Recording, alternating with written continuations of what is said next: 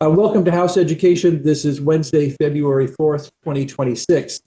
We're going to start today with some testimony from the Vermont Council of Special Education Administrators. Opportunity to sort of hear from the field and whatnot about Act 73 and sort of their take on it. Understanding, of course, that tomorrow we're going to be getting a special ed report from the AOE as well. So there's a lot flowing around. More importantly, I'm going to have to slip out in about 5 minutes. Representative Taylor will take over, and apologize for my need to. Anyway, we'll get started here with Mary Lundeen. And Mary, I see you're up there on the screen, and the floor is yours, but we don't see you. Oh, you don't see me. No camera. Is it working now? It's not. Do you have a cover over your camera by chance? Nope. Okay. Well, that's okay. Go right ahead. Okay. Good morning, Chair Conlon and members of the committee. Thank you for meeting with us today. My name is Mary Lundeen, and I serve as the Executive Director for the Vermont Council of Special Education Administrators, VCSEA. My perspective is grounded in a career dedicated to Vermont students at every level, having served as a special educator, a special education administrator, and a superintendent. I'm joined by my colleagues today to testify on the intersection of Act 73 and special education. While we have prepared information and specific recommendations to share, our primary goal is to engage in a meaningful dialogue with you regarding these critical issues. For over 44 years, VCSEA has served as the backbone of special education leadership in Vermont. We are the practitioners who bridge the gap between state policy and the daily realities of serving students with disabilities. To assist the committee's work this session, we've provided our 2026 legislative priorities and a fact sheet on maintenance of effort, also known as MOE. Our testimony today focuses on priority 3 of our platform, ensuring fiscal integrity to protect IDEA and students with disabilities. Under this priority, we ask for your careful consideration of 2 topics. 1, the special education weighting design within the new foundation formula, and 2, the development of cooperative education service agencies, CESAs. Before we address these specifics, we must highlight the federal compliance standards that serve as the mandatory framework for these decisions. I will now turn the floor over to my colleague, Heather Freeman, who will discuss federal maintenance of effort requirements and the risk they pose to statewide funding if not approached with deliberate intentionality. Thank you. Welcome, Heather. Good morning. Thank you so much for having us here today. Like Mary said, my name is Heather Freeman. I'm the Director of Special Education for Orleans Southwest Supervisory Union in Hardwick. I have been an administrator here for 12 years. Before that, I was a preschool teacher and an early childhood special educator. So I've spent 22 years in public education in Vermont, all with OSSU.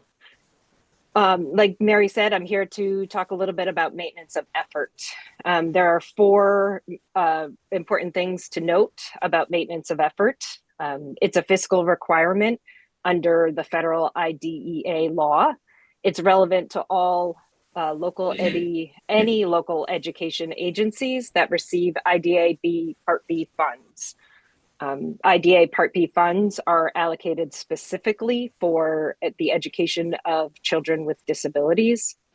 And the LEA's responsibility is both to budget for in the coming fiscal year and spend during the current fiscal year the same amount of state or local funds over year to year. This law ensures that even as the methods of funding change, the total amount of support for students with disabilities doesn't drop. So in other words, it provides LEAs with a level of fiscal stability in order to serve our students with disabilities.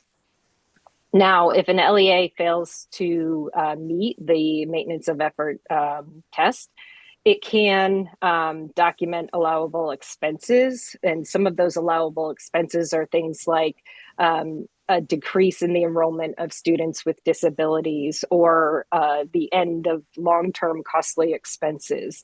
For instance, if there's a student with a disability that has been costing significant amount of money and they are now graduating or aging out. So those are sort of allowable expenses.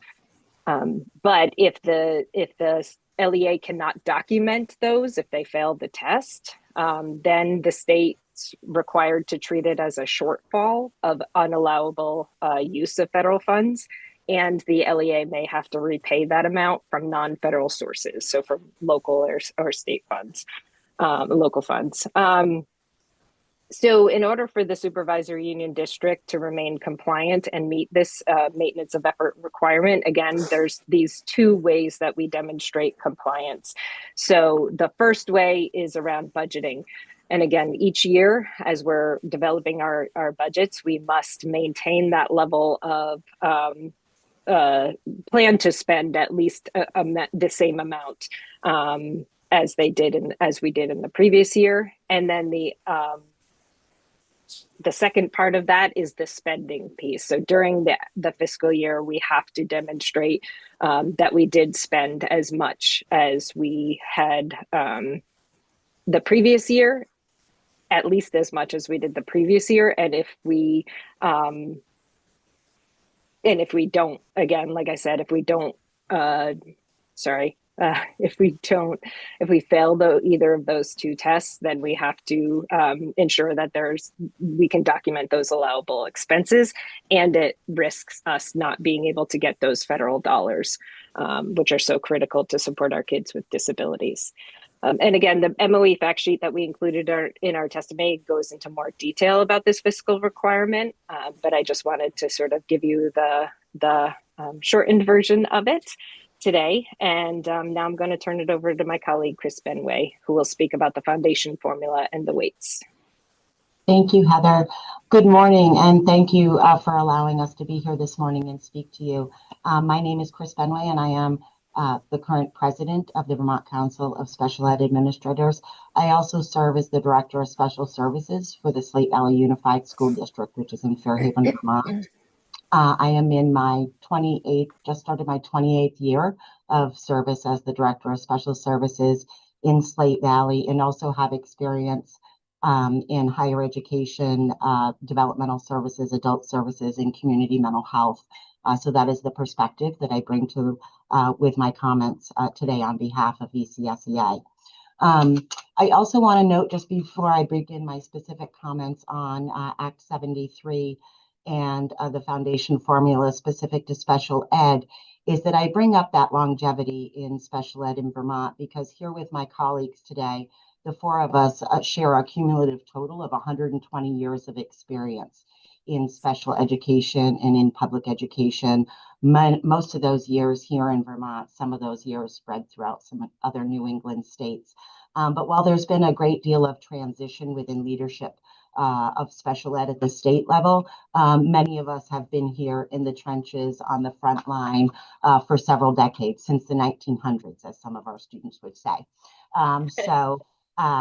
Just wanted to recognize that, and collectively with that, the different experiences that we've had and the years of leadership that we have, we certainly have the philosophy and the will and the expectation that together we can figure this out. So we look forward to this as being the beginning of ongoing conversations with the House and other representative bodies to ensure that the needs of all Vermont students are being met with the legislation that is being proposed. So again, we thank you for this opportunity, and we feel confident that together we'll be able to figure this all out. Specific to the foundation formula in special education and the weights within Act 73, the current special education funding design under Act 73, we believe, is fundamentally flawed and that it must be addressed. Most critically, the weighting formula does not provide sufficient dedicated support for special education. Instead, the districts will be forced to rely on the general education foundation formula funds to fill that gap, placing special education and general education in direct competition for the same limited fiscal resources. My colleague Erin could certainly speak in more detail about some modeling she's done in her district. We haven't done the modeling across the state as a whole, but in some districts, in hers specifically, there's an estimated $6 million shortfall that would come in terms of dollar to dollar, year to year differences that would have to be made up through the use of the foundation monies. Act 73 shifts Vermont away from a census-based block grant model toward a weighted funding system tied to disability categories. This change, we believe, creates a harmful incentive in which diagnosis may drive revenue versus individualized student needs. Disability categories are broad, inconsistent, and often ill-suited as a basis for funding decisions. There's significant variation and intensity of need within each disability category. And many of you may have heard the saying, if you've met one student with autism, you've met one student with autism. That speaks to the individualized needs and the variety of needs within one disability category. I might have a student who is identified as being on the autism spectrum who only needs minimal supports and accommodations, and the cost for that specific programming may only be $1,000 a year. I may have another student diagnosed with as being on the autism spectrum who requires intensive programming, out of district programming, a variety of specialists, and that programming may cost upwards of $300,000 a year. I may have the most costly programmatic program in my district that's supporting a student with another health impairment. Mary may have, or Heather may have, the most costly programming in her district being used to support a student with an emotional disturbance. Erin may have a student in her district whose most costly programming is for a student who's on the autism spectrum. So there is great variability with regard to intensity of need within any one disability category. Most importantly, linking the financial resources to labels risks undermining the individual focus required under the IDEA. And while this design may work from a financial lens and modeling at a larger state level, tying funds to disability categories is not sensitive to the experiences of individuals with disabilities, and the decision seems to be absent of voice from those with lived experiences. Some of the fiscal modeling may demonstrate savings at the state level because of a larger size, but the modeling does not work for funding school districts in Vermont, given the small size, the scope, the variability, and the geographic mobility of our students. It also sets up a false sense of individual entitlement, and the categories are far too diverse and variable for use as a model in individual schools and districts for funding. We do not want the funding of special education to be on the backs of students with disabilities. With that said, VCSEA is not opposed to a new funding approach. It is important to recognize that this would be our third special ed finance design in the last 5 years. And this level of policy churn creates challenges for school districts, making long-term planning very challenging, making any kind of year-to-year comparison very nearly impossible, and making an understanding by constituents, including policymakers, taxpayers, and educators, makes that understanding very difficult. We're also deeply concerned about the lack of impact analysis, especially as the funding changes intersect with proposed redistricting. It's hard to really do estimates as to what it would be for your specific district if you're not sure what district you may belong to. The constant changes equate to more impact and disruptions to the field, while also decreasing the understanding of taxpayers, policymakers, and other constituents. For these reasons, we urge you to provide districts with a clear and enforceable commitment, a promise of stable, sufficient funding that ensures essential special education services can be delivered without undermining general education or risking MOE noncompliance. Vermont districts cannot afford to lose their federal funding. Vermont must adopt a funding design that ensures sustainable, dedicated support for special education.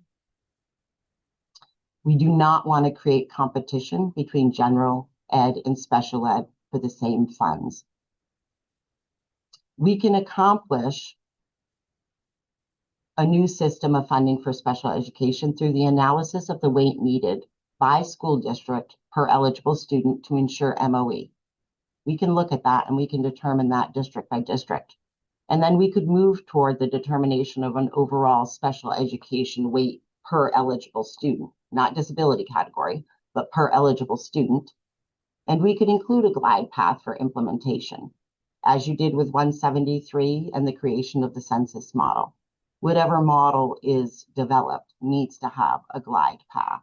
We can't afford, literally or figuratively, to fall off the financial cliffs.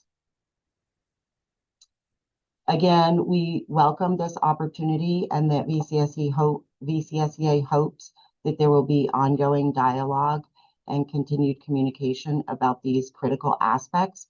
We understand that education finance in Vermont is complex and the delivery of services to all of our students is complex, but we're confident that together we can figure this out. I want to turn things over to my colleague, Erin McGuire, who's going to talk to us a little bit about some ideas we have with regard to options as well as cooperative education service agencies. Thank you. Good morning, everyone. I'm Erin McGuire. I am grateful to be here in person. I'm testifying twice today, and it's been a while. I've been online quite a bit with folks, and it just felt like the right moment to be here in person. So thanks for having me. It's good to be with you. I am one of the special education directors in the Essex Westford School District. I also serve around equity and inclusion work, hazing, harassment, bullying, Title IX, as well as curriculum directorship. And I'm here, though, today as the past president of the Vermont Council of Special Education Administrators. And I'm also currently the past president for our national organization for special education directors, the Council of Administrators of Special Education. Before I dive into a conversation about cooperative education service agencies, which is sort of my part of the presentation, I just wanted to reiterate the challenge that was just described by my colleagues related to this idea that the current weights in Act 73 make it appear as if, at least in our modeling, that we would be expected to spend at least $6 million of the dollars that were allocated from the foundation formula to the Essex Westford School District. And in every legislative conversation I've had with different legislators, it sounds to me like that was not the intention, that the intention was for the weights to cover the special education cost. And because of the variability of the special education cost per district, the ability to apply a single weight in order to make that happen doesn't really work without the kind of glide path that Chris had referenced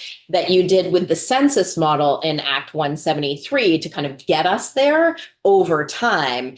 Otherwise, and the reason we presented on MOE, the maintenance of effort, is because we would be in this catch-22 of either using foundation formula funds to cover the difference or not getting our federal funds. I mean, we estimate that we would be short about 6 million in EWSD. And so we would have a choice of either cutting $7.5 million out of the special education budget or spending $6 million of the foundation formula.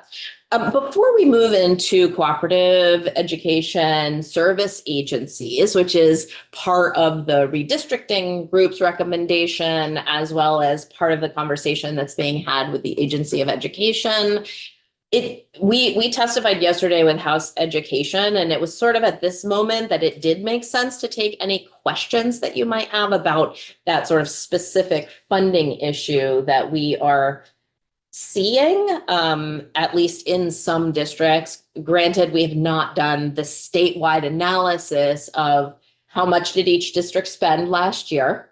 If the weights had been applied, how much money would be applied to that school district, whether or not that matches or not. So I want to be upfront that we haven't done that work. It would take quite a bit of time. And it does seem like maybe that work might be necessary if this weighting design is going to stick. So I'll just stop for any questions. And if none, we can move on.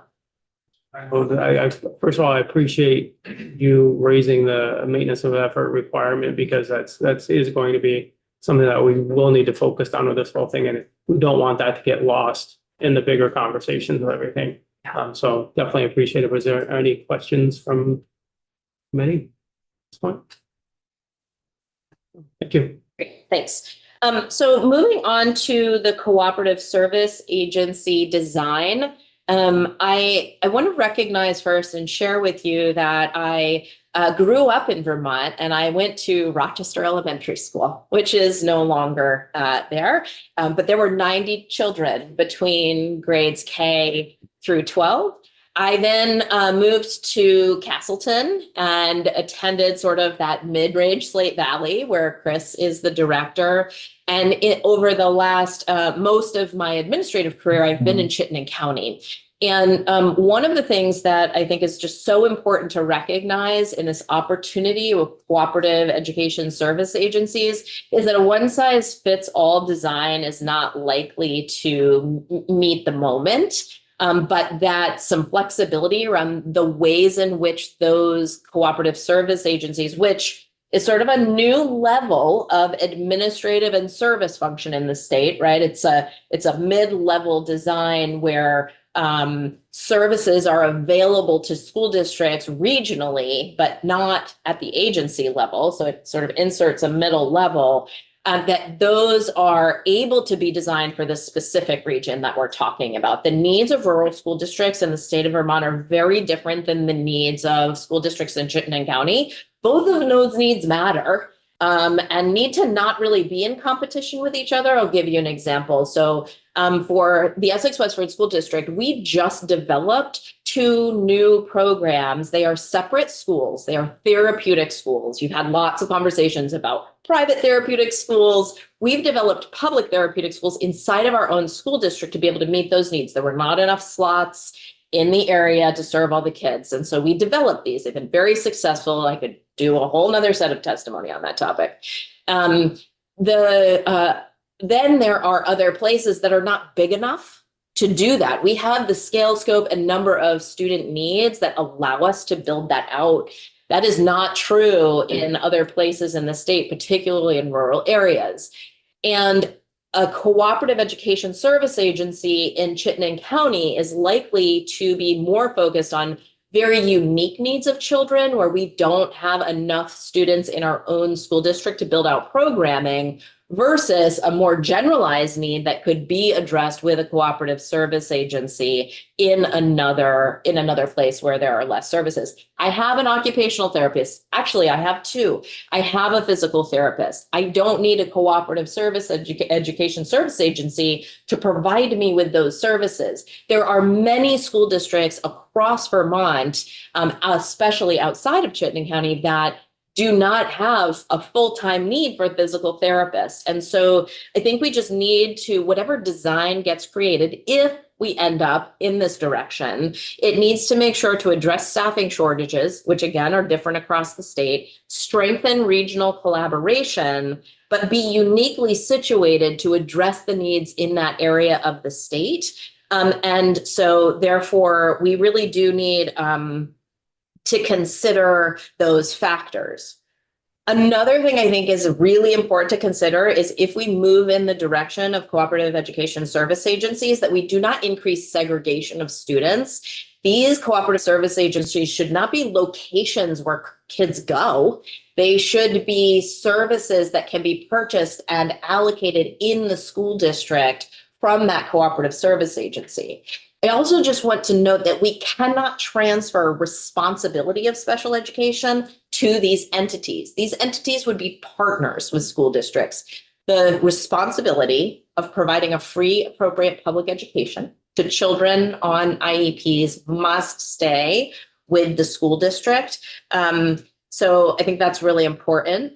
We also need to make sure that in the development of these designs that we include the voices of individuals with disabilities, disabled people.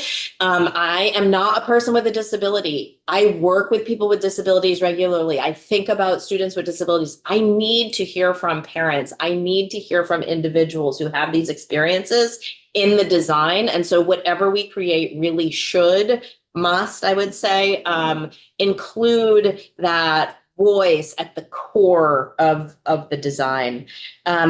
The CESAs really need to supplement and not supersede school district services. We need to avoid dismantling services that have been successful in school districts in the creation of these CESAs. And therefore, it makes me worried about any one size fits all, any sort of agency directed design that's going to be all inclusive of the entire state. And really want to value local voice as we do the development work in this. And so if you end up in a place where you are writing legislation to think about what CESAs will look like, I would just encourage us to be thoughtful about all of those pieces. With that, I do want to take a moment to return to our legislative platform and recognize the need for completion of Act 173 implementation, as well as some of the challenges we've experienced with incredible variability of implementation of a lot of different things in education, and point to the need for the agency of education to both have capacity and expertise in special education. We've been lacking that incredibly, and we've had, I think, 4 different leaders in special education at the Agency of Education over the last 4 or 5 years. Right now, we are without a special ed director again at the agency level. And I think it's important to recognize that the design of the agency to do quality work needs to start by looking internally at the agency instead of always looking outward to school districts. And that is a conversation I have with the agency, but it felt important to just share with you as we continue down the road of maintenance of effort and the intersection with the foundation formula and whether or not this suggestion is appropriate or not, and the analysis or support or not supporting this from the agency, knowing and understanding sort of the lack of expertise right now that the agency has in special education, and then also seeking some clarity around how the agency provides accountability to school districts and how they provide technical assistance. They are supposed to serve both functions. And so as we create legislation, making sure that we're always focused on that part of the puzzle as opposed to the end point, because I think that's been a little bit of a challenge. I am, as with my colleagues, always happy to answer questions, be available, be of support to you all. We did get a question in Senate Ed that I just want to share with you all. The question was, well, where were you last year when we were doing this? And why is this problem here right now? And you all have been moving very quickly. And, the implementation of Act 173 after what went on at the end of session last year, we did ask to testify. I think committees were just too busy to hear from us. And I also think that that's probably, why you're hearing so much about Act 73 now. And we just want to be part of the solution. We're not opposed to change. We are not opposed to thinking about how do we make our systems better, both from an outcomes perspective as well as a financial perspective. That's why you hear us testifying on both finance as well as the outcomes and the services delivered. So we're here to help. Thank you for having us today. Feel free to let us know what we can do, and we are happy to take any questions or comments that you have. I do have a couple questions. So you kind of opened up the door for this one a little bit when you were talking about the public therapeutic schools. Right now we have a moratorium on independent and in that is kind of lumped in the therapeutic school. So, Yeah. so we cannot open up any new independent therapeutic schools in the Yes. state right now. Just kind of, there's discussion on if we should be lifting the therapeutic side of that and allowing more therapeutic schools again to be created in the state. Just kind of looking for an opinion. I know you might Yes. not be able to give out a position on it, but looking, or maybe you can without. So, thoughts? Yes, thank you for that very important question. I want to say a couple of things. First, in the most recent agency report, there was sort of a lens painted that we have too many children in independent schools. And on the backside of that was like, there are too many kids in 80% or more in general education. I think it's very important that we deeply value the high levels of inclusion that we have in Vermont. They were talking about sort of a missing middle where kids are part in more sort of therapeutic program and part in general education. And I think it's appropriate to really look at our continuum as a whole. In the current environment, it is really important that we see the difference between private therapeutic schools and private schools, because our private therapeutic schools are an essential part of our current delivery continuum. And the closure of schools paired with the moratorium of new therapeutic schools without school districts opening up their own schools has resulted in harm to children with disabilities in Vermont. So you have a couple of different policy issues that I think are leaving kids without programming. I am part of another group of a very diverse group of representatives, parents, advocates, individuals with disabilities. And we've actually developed, and we can send this to you as a group, and Chris is on that group with me, some perspectives about what needs to happen for students. And that group did say that we really feel like we need to repeal the moratorium, because even if we lift schools up in order to have cooperative education service agencies, and that's going to develop more access to independent, more therapeutic schools that are publicly designed through the CESA, for example, that's going to take time. That doesn't just happen. And we have kids right now who are not able to be part of their public schools, and there is not a slot for them. I also feel like there's been a little bit of negative press and negative perspective about our private therapeutic schools. And while I think that accountability is essential and there are some concerning things, there are some really incredible things happening. And for VCSEA, and my colleagues should feel free to jump in, we do see our private therapeutic schools as a critical part of our continuum that we value and are not looking to have no more, in the continuum.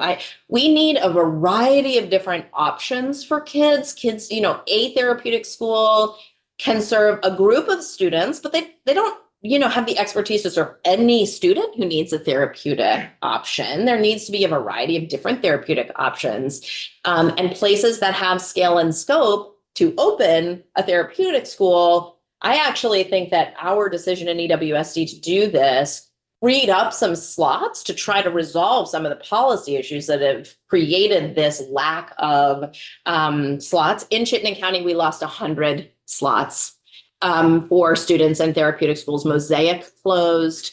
We've had a number of losses. Centerpoint closed, and there was no way for the private design to help fill that gap. And I think the question really for me is about what do we want to see in Vermont? And it does seem to me that we value public-private partnerships in Vermont. I think they need to have accountability structures. And I don't think any school in Vermont who is serving children with public dollars should be exempt from all of the accountability features that we put onto public schools. That is my position on that issue. I'm going to look behind me. Chris? Yeah. I can jump in. I would just like to share my experience with therapeutic private schools. So I would like to just reiterate what Erin said. It is an important part of the continuum. So under IDEA, we have a responsibility to educate students with disabilities in the least restrictive environment. What that means is Where is that student able to receive their education? Where are they making progress? And oftentimes it may not be in the public school that they would attend if they didn't have a disability. So when that happens, the IEP team, which are the ultimate decision makers for students with disabilities, that team needs to look at all of the data and say, here are the things that we tried, they're not working. It could be that you even had your own therapeutic programs within district, but the student is still not being successful and the student requires something more restrictive. What I would say is those decisions are never made lightly, and we look at all of the data. The families are part of that decision, and we have a responsibility to try everything before we would send a student out of district. So they do fit into the continuum. I agree with Erin. I think what we need to do is just make sure that there are clear rules and accountability pieces in place for the therapeutic schools, and that may be something that we need to look at. Sorry, after. I was going to say, I just add real briefly. I think a lot of Mary and Erin's experience most recently has been in Chittenden County. So when Erin talks about losing 100 spaces in therapeutic schools, I would be overwhelmed and ecstatic if there were even half that number of placement options available for students in Southwest Vermont. We don't even have 100 spaces in terms of eligible spots if you added up the out-of-district alternative programs that would be within a reasonable commute from my district. So I think that that's really important to note, is that many schools across the state have developed in-house programs. But as Mary said, there are some students for whom their needs are such that the least restrictive environment may not be within those mainstream environments or those school-based programs. And so there are hotspots across the state. If you did a heat map in terms of like independent therapeutic schools, and there are some really frigid zones, and it doesn't have to do just with our current temperatures. But we have been struggling and dealing with the shortage of those spots that was only exacerbated by the closing of a couple of local programs in the last couple of years, and the inability to add, both because of staffing shortages and the moratorium. So just want to underscore that the obligation to have a continuum of supports is a legal obligation under the federal rules, and we would be happy to come back. And I know that especially from the other group that Erin mentioned, the advisory group, there are many constituents on that panel that would love to give testimony with regard to the hardships and the harm that has come, for their students or for their children as a result of the lack of placement options for kids in Vermont. I just want to be mindful of time, but I know Rep. Long had a question to pose. Thank you. So regarding this, I sat here in the education committee when we were taking testimony on the development of Act 173, I remember. And one of the drivers of us to making changes in the way we delivered and funded special education services was because we had a number of students in outside placements, and we were told pretty clear, I'm giving my perspective, but we were told pretty clearly that students are best served in their local school district, if at all possible. Obviously, that's not always possible. And that we had a outsized number compared to other states of support staff delivering services to kids. It drove a change from my perspective in the system, the whole system. And I'm hearing everything you're saying, and there's nothing I could push back on, but I'm questioning about whether it was just the lack of implementation in 173 that's driving the need again for what we said really wasn't, the optimal way to, what we didn't say, we were told wasn't the optimal way to deliver services to kids. So, and I'll just add on to that. I'm asking that question. Is it because we didn't, fully implement 173? And is the lack of expertise that we heard at the AOE also playing a role in this. This is pretty concerning to me if we're talking about lifting a moratorium to increase slots for students. You know, not, I want students served just like you do, exactly in the location that's best for them. So I understand needs have grown. So if somebody could just share thoughts on that, Erin. I know you. Sure. A couple of things I would offer.